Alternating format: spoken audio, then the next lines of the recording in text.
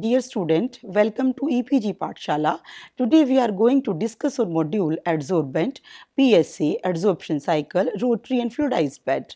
In this module, we are talking about the various kinds of adsorbent along with their physical property. We are going to discuss on pressure swing adsorptions, their principle and their applications, adsorption cycles and principles and working behind the rotary and the fluidized bed. Now we are going to discuss the module in detail. Adsorbent, PSA, adsorption cycle, rotatory bed and fluidized bed. Introductions. Before going to the module in detail, we are going to define some term. First, we define what is adsorption. It is a process of accumulation of substance on the surface of the another substance. It may be defined as a surface phenomena which deals with the utilization of surface force and concentration of the material on the surface of the solid body. Adsorption is most commonly used to recover products and purify the gas stream having high concentration of organic matters. Now we have defined adsorbent. It is defined as a material that has the ability to extract certain chemical substances from gases, liquids and solid and adhere on their surface without any change in their physical properties. Adsorbent play an important role in various industries, cleaning of the environment and in processing of the fuel. Various kinds of adsorbent are used in separations, emissions of the gases and in controlling the environmental reactions. Now we are going to discuss types of adsorbent. Depending upon the structure, pore size, distributions of the microspore size, there found a significant difference in the adsorptive properties based upon their types of material. The adsorbent, they are classified basically into two types. First one is inorganic adsorbent and second one is organic adsorbent. Inorganic adsorbent, most minerals and synthetic inorganic material are used as a adsorbent like metal chloride, silicates, oxides, diatomaceous earth, limestone, sodium bicarbonates. Commonly used inorganic adsorbent are silica, zeolites and alumina. Next one is the organic adsorbent. Adsorbent based upon their organic material that is synthetic or which may be natural like carbons and charcoals, cellulose, collagens, wools, chitin, crop residue, corn polysaccharide etc. They are used as a adsorbent as well as absorbent. Commercially available adsorbent are activated carbons and polymer. Polymer may be polymethyl acrylate, vinyl pyridines. First one is silica gel. It is made up of sodium silicate. It can be prepared in a two-way. In one method, sodium silicate is mixed with the sulfuric acid. Jelly-like precipitant are formed. These precipitant are dried and roasted. Chemical formula is SiO2 and H2O. In another method, salicylic acid is polymerized and condensed in the aqueous solution to form a chain of spherical particles of 20 to 200 angstrom diameter. When drying, the particles agglomerate to form a microporous structure. Silica gel is useful desiccant where high capacity is required at a low temperature and moderate pressure. It is ineffective at a very high temperature which is above than 500 degree Fahrenheit. Second one is activated alumina. It is porous high area forms of aluminum oxide prepared either directly from the bauxite or from monohydrate by dehydrations and recrystallization at an elevated temperature. It is amphoteric in nature, showing both acid and the basic character. Its surface is strongly polar. The capacity of activated alumina, it is higher at an elevated temperature, so it can be used as a desiccant for drying the warm air of the gas stream. It also used as a support material in catalytic reactions. Next one is activated carbon. It is made by thermal decompositions of carbonaceous materials such as coal, wood, coconut, nutshells and petroleum based products. Then activations. Activations is done by the removal of terry-carbonization product, so opening the old pores with a stream or a carbon dioxide at a elevated temperature. These gases, they attack the carbon and increase the pore structure. Surface of the carbon is non-polar in nature, showing slight polarity due to surface oxidations and used to control the emissions of toxic gases and a wide varieties of organic solvent. They are hydrophobic and organophilic, therefore used in the water purification, solvent recovery in automobiles, air purifications and decolorizing sugar. Next one is carbon molecular sieve. Carbon sieve are prepared from decompositions of polyvinylidene dichloride at earliest, but now varieties of materials are used in their preparations. Most commonly used material is anthracites or hard coal. Carbon sieve is prepared by their controlled oxidations and thermal treatment. The pore size depends upon the conditions during which they are prepared. These carbon sieve, they are used in air separations, productions of hydrogen gas and cleanup of the off gases from the nuclear facilities. Next one is the geolite, which is also known as the molecular sieves. Geolites, they are porous, crystalline aluminosilicate which are obtained naturally or formed synthetically. It consists of SiO4 and AlO4 tetrahedra which are joined together in the various arrangement by sharing the oxygen atom, forming a crystal lattice containing the pores where other molecule can easily penetrate. Two crystal types, they are most common. Type 1 having the opening formed by 4 sodalite cage, and type X or Y, they have opening which is formed by 6 sodalite cage as shown in the figure 1. It can be used to capture or separate the gases on the basis of their molecular shape and size. Molecular sieve are used to remove the moisture from the exhaust stream, to remove nitrogen oxide compound and to separate hydrocarbon in refining processes. MCM41, it is a geolite material. It has uniform and large pore size. Surface is acidic in nature, having a large surface area. It helps in the removal and recovery of volatile organic compounds and reductions of nitrogen oxide with the hydrocarbon. Geolite HM is an effective in separating the carbon dioxide and nitrogen dioxide gases in low concentrations in a mixture due to its cationic and geometry of the pores. Next comes up with the adsorptions and desorption cycle with the geolites.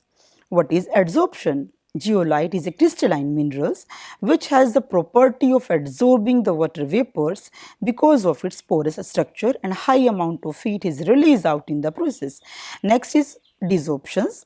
In this process, water is baked out from the geolite in the forms of vapors by heating the geolites and liquefy in the evaporation vessels. Next one is the synthetic polymers. These adsorbents are made by cross-linking the long-chain polymers having varieties of functional group.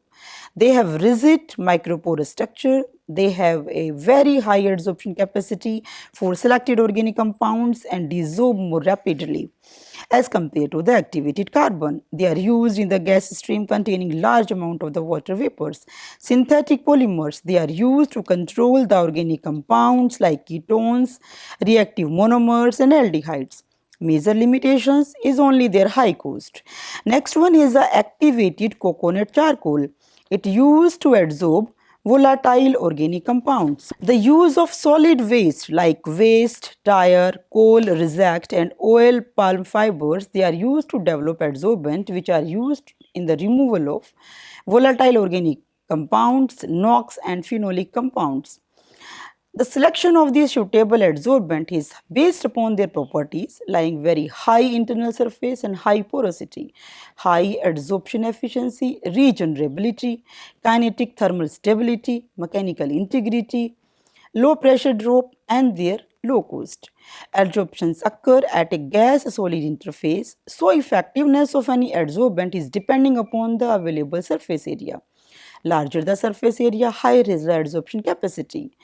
Dubonnet classified the pore in the activated carbon as a micropore having the size of 10 to 100 angstrom.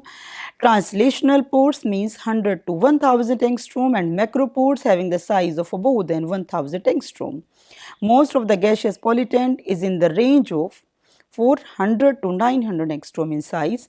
So large pore act as a only passageway and smaller one deserve as a best strong adsorption forces.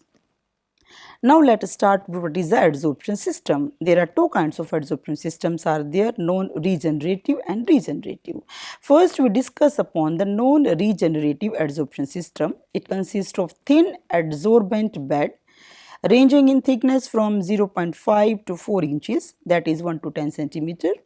It is mainly used in air purification device for small air flow stream like laboratory exhaust and in the office. The thin bed adsorber available in different shape like flat, cylindricals and plated shape. The activated carbon granules are retained by porous supporting material as perforated metal sheets. Next one is regenerative adsorption system. It consists of fixed, moving and fluidized bed. These systems are used to control varieties of organic vapors and are regenerated by low pressure steams. Fixed carbon bed are used for controlling the air pollutant. The organic compound may be recovered by condensing the exhaust from the regeneration step and separating the water and the solvent. Regeneration is done by reversing the adsorption process by increasing the temperature and decreasing the pressure. There are four methods by which we used for the regeneration are. First one is pressure swing. In this, pressure is lowered at a constant temperature to reduce the adsorbent binding capacity. Next one is thermal swing. The bed is heated to reduce the adsorption capacity. Steam regeneration is a best example of thermal swing regeneration. Third one is inert purge gas stripping. Stripping is caused by inert gases which reduced the partial pressure of the contaminant. In this molecule, they migrate from surface into the gas stream. And fourth one is a displacement cycle. This method is used where the adsorbate is heat sensitive and valuable. The adsorbate is displaced by preferential adsorbed material. Now start with the pressure swing adsorption, PSA. Adsorption is a separation process in which essential requirement is an adsorbent that absorb one component from the mixture of the component. The selectivity maybe depends upon difference in the kinetic, that is absorption rates, or on the difference in the adsorption equilibrium. PSA technology is defined as the selective adsorption of one or more component of a feed gas mixture on a solid adsorbent so that the adsorbed phase with compositions different from the feed mixture is formed when the feed is contacted with the adsorbent. The adsorbed components are then deadsorbed by reducing the partial pressure and the clean adsorbent can be reused again. In short, we can say that PSA process is consists of cycle sequences of adsorption at a very high partial pressures and desorption at a very low partial pressures. There are basically two main principles of the separation in all the adsorption process. First one is adsorption and second one is desorptions. Adsorptions here, the preferential adsorbed species, they are picked from the mixture, and in the desorption, here the species are removed from the adsorbent. This process is also known as regenerating. In PSA process, the adsorbed species are removed in the regeneration step by reducing the total pressure under isothermal conditions. The adsorptions taking place at a high pressures and desorptions occur at a low pressure. This principle is proposed by us Skarstrom. A simple process consists of 4 cycles. In the first step, high pressure feed flow through bed. Here a part of its effluents is expanded to the lower pressure and then bed undergo blow down through the feed, and in the second step, in the third step, the heavy component is desorbed from the fixed bed and other are purged out at a low pressure from the storage tank. The gas from the storage tank is utilized in fourth step for the pressurized as shown in the figure 2a and 2b. What are the application of this pressure swing adsorption? First application is separation of the air, that is removal of water and carbon dioxide from the air feed to distillation column. Second is production of carbon monoxide from the blast furnace and steel industries. Third one is hydrogen production from the steel methyl reformer of gases, productions and upgrading of hydrogen from the different hydrogen containing gases. Fourth application is production of ammonia from the SMR of gases. Fifth is production of carbon dioxide from the methane separations and upgrading the crude natural gas. And next one is the alcohol dehydrations, helium recovery from the divine gases, solvent vapor removals and recovery, separations of normal and isoparaffin, ozone enrichment. So we can say that it can provide an energy efficient, low cost, very flexible method of gas separations as compared to other conventional methods like distillations and adsorptions. Next comes with the adsorption cycle. Adsorption is a reversible process where the molecule is fixed onto a solid matrix, consists of porous material. Adsorption is a exothermic reaction because energy is lost when the molecules are fixed on the adsorbent. Adsorption cycle of refrigeration, it consists of 4 periods. First step is heating and pressurizations. In this period, the adsorber receive heat while being closed. The temperature of the adsorbent increase, resulting in increase in pressure, and it is known as compression cycle. Second step is also shown in the figure, heating and desorption plus condensation. Here, absorber receiving heat continuously while induced desorptions of vapor.